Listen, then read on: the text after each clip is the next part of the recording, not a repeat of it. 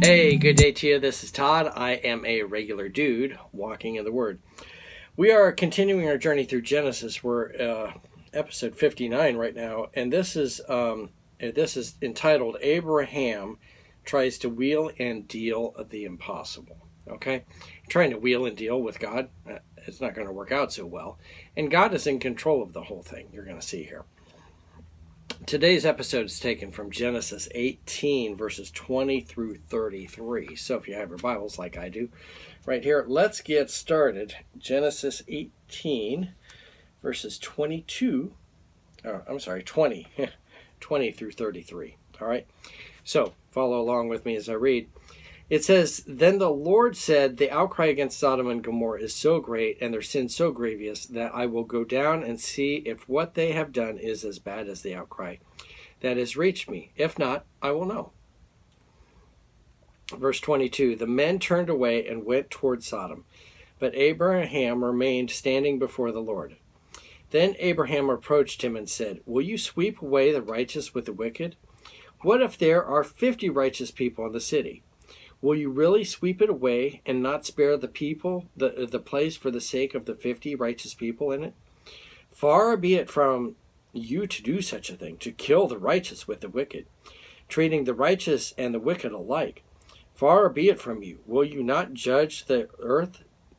Will the judge of the earth do right?'" So you can see here so far, Abraham is trying to convince God not to destroy Sodom because he's hoping there's 50 people there. God, in all his knowledge, knows there's not 50 people there that are righteous, and that's why he's destroying the city. Okay, and you're going to see here, Abraham tries, all this thing. Oh, surely you wouldn't want to do that, and so forth. So let's see what happens. Verse 26. "The Lord said, if I find 50 righteous people in the city of Sodom, I will spare the whole place for their sake." Then Abraham spoke up again, "Now that I have been so bold as to speak to the Lord, though I am nothing but dust and ashes, what if the number of the righteous is 5 less than 50? Will you destroy the whole city for lack of 5 people? If I find 45 there," he said, "I will not destroy it." Once again he spoke to him. "What if there are only 40 found there?" He said, "If for the sake of 40, I will not do it." Okay, so get this. God is saying if there's 40 people righteous there, he won't destroy the city at all. Okay, that's a huge thing there. But again, God knows there's not 40 people there. And I think Abraham is realizing as he's wheeling and dealing here, he's like, okay, 50. I don't think there's 50 people. In fact, there's no way there's 50 people in there. And then he's going down to 40 here.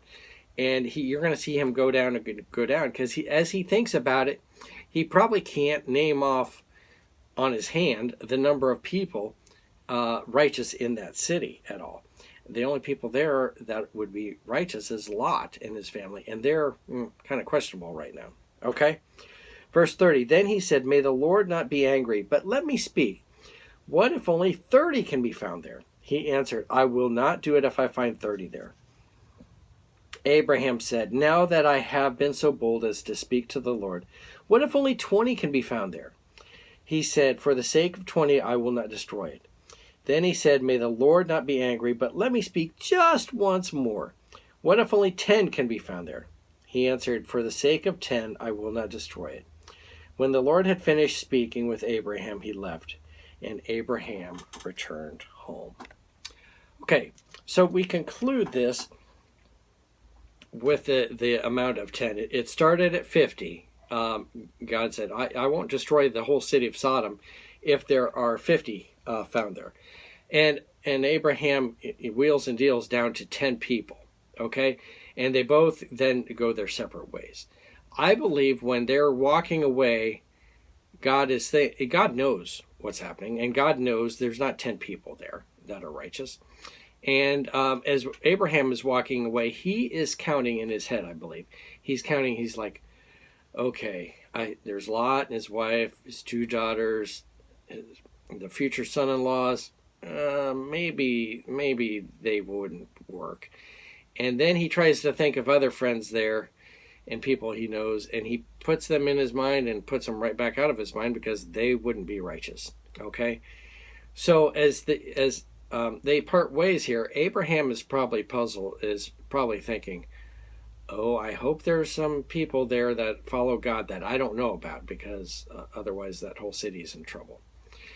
And the whole point of this today is Abraham is trying to wheel and deal, and God lets him, try and wheel and deal.